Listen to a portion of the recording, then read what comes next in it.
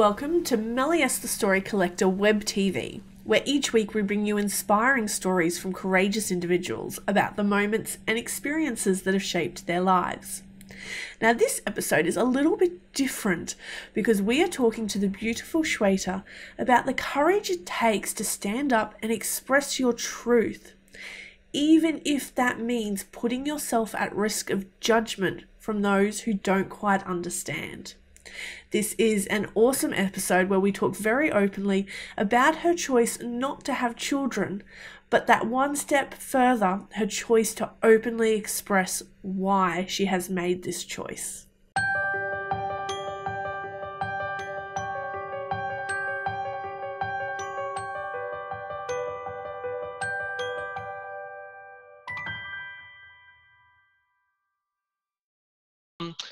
There's been a lot of pressure from society, from people in general, on women to have children. And a lot of people don't realize that it's a question of choice, that it's an individual thing, it's a personal thing, that about having kids or not having kids. Also, back in the day, it used to be a very taboo topic to bring up or really discuss. However, now, because of social media, because of a lot of very influential people in the child-free community, it's more out in the open. And my mission really is to get people to get a clearer picture or a better understanding of why this lifestyle is just as valid as the lifestyle of a parent. And you have to decide on what's right for you, and you have to make a conscious and informed choice based on what you want out of life. Do you find that the perceptions have changed? Like, can you have this conversation with people without them judging you, or do you still find that you get judged a lot for this? I do. And it's funny because I've actually been quite an active member of the child-free community now for about 2 or 3 years. And when my opinions and my views on, living this lifestyle, and, some of them which, in these communities, just like anything else, there's a lot of negativity. But sometimes when I find something valuable or insightful, or when I want to express my opinion on something, I know that I can't really do it in a more open page where there's likely to be parents, there's likely to be people who really want kids and who want that lifestyle. They might get defensive and they might get very judgmental. And so I kind of share it only in those groups.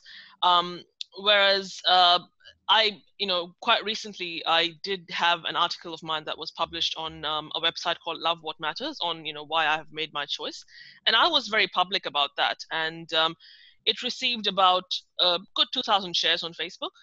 And Wow. I had people from India, mainly from India, but also the States, reach out to me because it helped them make a decision that, this is, or also not just make a decision about what they're choosing to do, but also affirm the fact that, them choosing not to have kids is absolutely the right decision. And, because I've been so open about it, it just gave them that little bit of extra push to sort of stand up for themselves. But back to your question on judgment. Surprisingly, when I did have that article published and I shared it on social media, the majority of the fan base of that article was parents. So, which I found quite surprising because I was expecting them to be the more judgmental and get more defensive about it. But they were just like, your points are very, very valid, and you are doing what works for you, and you've made a very conscious, wise, and smart decision. I think the only judgment that I have really only gotten has been, surprisingly, it's been from men. Wow. Yeah, I think because a lot of men also, maybe it's just, again, is it social indoctrination, as I call it, or is it an ego thing that, men still want to have the option of passing on their genes, or, having their genetics sort of, their genetic lining move forward. Which is why, and I think they've also been conditioned to believe that, a woman's job on this earth or on this planet is to have kids. And, yeah, so I think the most of the criticism I have got from men, but with women, and especially with when it comes to parents, they all have said that I've made a very smart choice. And when it comes, I've been very lucky, like my own parents are very supportive of my choice as well. So usually you get parents who are, pounding for grandchildren, or they want their kids to follow a certain path. But my parents, seeing that, how it was for my mom in particular, how difficult it was when she had me when she was 23, and being a career woman, juggling her career and raising me, because it was so hard for her, that I think that might have gone into deciding one of the reasons why I made this choice for myself. Yeah. But yeah, back to my parents, they've been very supportive. They're like, it's a lot of responsibility, it's a lot of work, and if you don't want to do it, don't do it. Only have kids if you absolutely 100% want to. So they've been on my side, no matter what I've decided to do. I love that society in general is starting to accept people's lifestyle choices a lot more now. Because as you said, in Yes. the past, this would have been unheard of, completely taboo. Mm-hmm.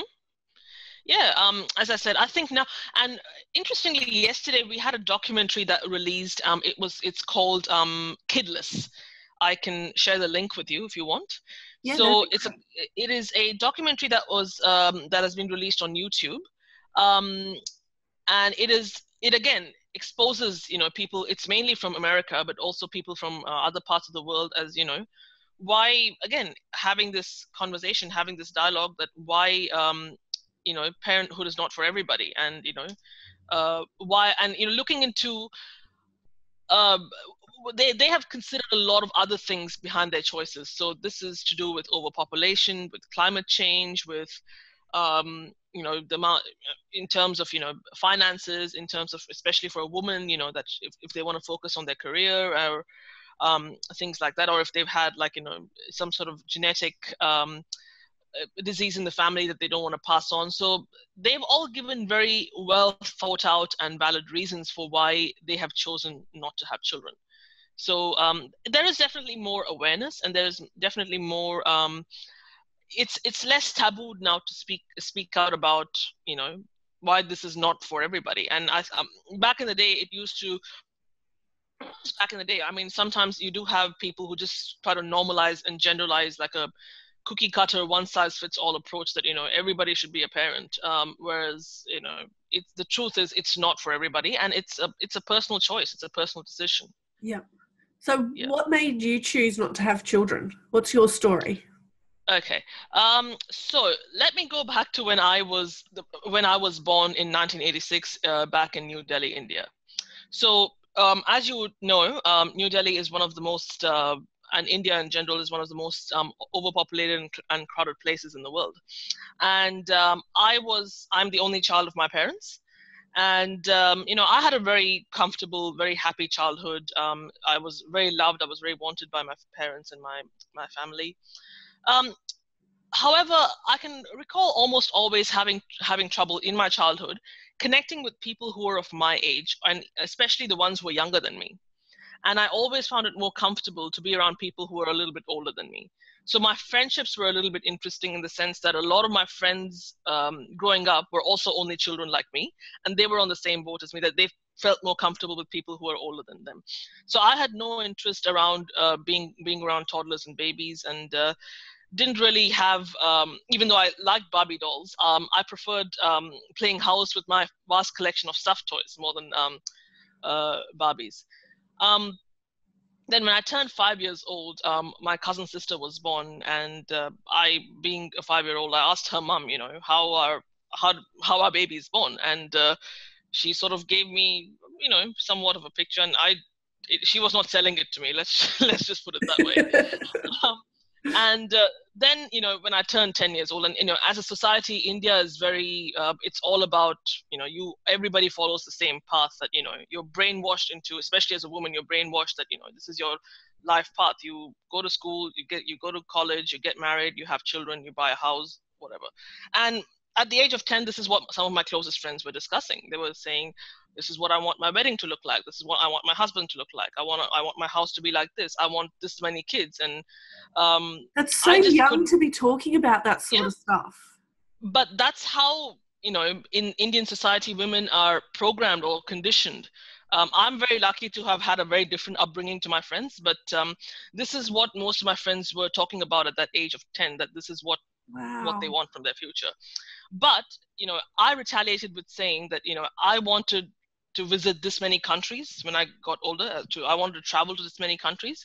I wanted to have this many dogs as pets. I wanted to read these many books, and I wanted to go on these many stages and perform. So it was a very polarizing conversation. So if you sort of sort of put it that way, so it was nothing like what they were talking about. And so unconsciously, I had sort of told my mind that I do not want to have kids. It's not something that I ever want to be a part of. So that sort of planted the seed. And, then I went through my 20s and I thought, okay, I will probably have, my maternal instincts will kick in, and, people around me were starting to have kids. And I was like, oh, I was trying to talk myself into it. Then I got to my late 20s. It just didn't happen.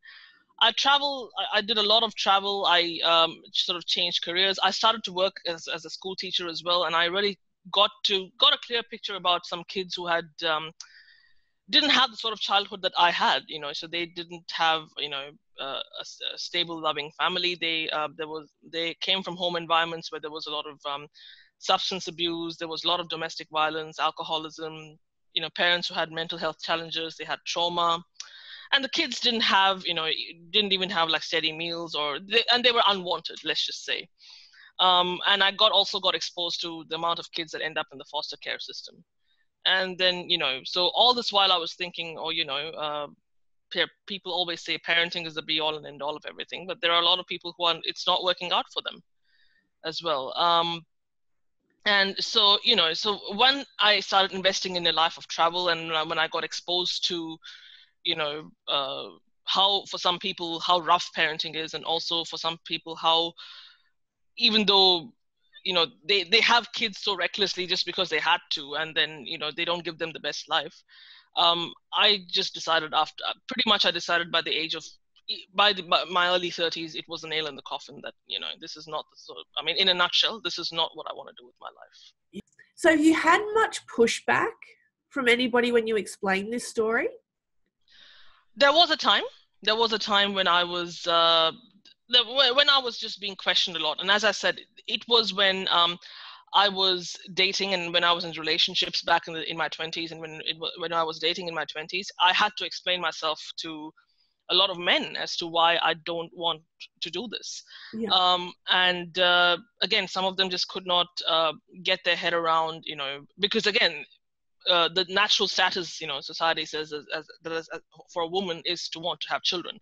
And when if someone doesn't fit that, people just assume that something's wrong with you, something has happened to you in your childhood. And there are some people who don't want to have kids for that reason, because they didn't have a good childhood. That's not the case with me, though. For me, it's never been a desire. It's never been something that I thought was necessary, and it just did not. It did not resonate with the sort of lifestyle that I wanted, because I realized that when you become a parent, how much you have to give up, how much hard work it is, how much of a responsibility it is, and call it selfish, but I didn't want to do that. And and I have relationships have ended for me because of that reason, because the man actually wanted kids. And but coming back to since 2017 onwards, when I returned to Australia after my traveling and being all over the world, when I went back into the dating pool, I've been very lucky. I've only ever dated men who are child free as well. So it's nowadays there's a bit more consolation, and because there's more awareness of people who, because they don't want to do it. And I think also men see a lot of women around them who are making this choice not to do it. I think they are also coming to accept and get on board with the fact that it's not really a necessity. So since 2017, it's been a lot easier for me to date, because that was the only problem that I was having. Whereas with my friends, with my parents, it was never really an issue. So yeah. And I think we are very lucky to be here in Australia, where it is very acceptable to be different, that we don't have to follow the same path as everybody else. Yep, absolutely. Yeah, that was but having said that, I think if I had lived in India, if I'd continued to live in India, I don't think my stance would have been any different.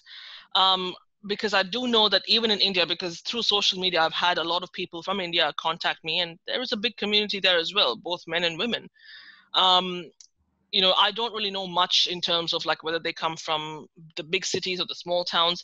I just know that there is a community there, and there are people who are actively making this choice not to have children. My own cousin, she lives in New York now, but she's been there for the past 2 years. But all her upbringing has been in India, but she's also known from a very young age that no, she doesn't want to have kids. Yeah. So now it's becoming, even in a country like India, it's just, the societal pressure that that patriarchy, that social indoctrination, and that conformity is a lot stronger in India than what it is in Australia. Yeah. Now over here, it's much more acceptable to live, and it's more common, I think, to live as a single woman, as a child-free woman, or a man. And there's no one butts in your business. No one sort of judges you, or no one really puts you in a certain box one way or the other. So in general. So where has courage presented itself for you then along this journey? Has it been simply explaining your choice to others? Has that been the courageous act?